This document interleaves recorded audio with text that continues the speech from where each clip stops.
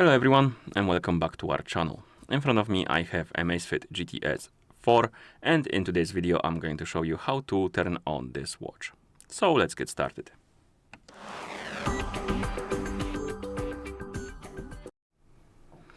And to turn on this watch, you can press and hold the crown button and keep holding it until you see the AMAZFIT logo on the screen.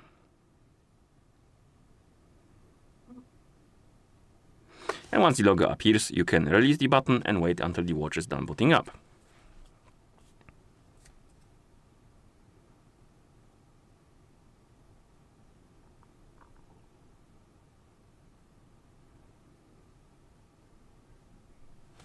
And here we have it, our watch is turned on now, and that's how you turn on this device. So if you found this video helpful, please consider subscribing to our channel and leaving a like on the video.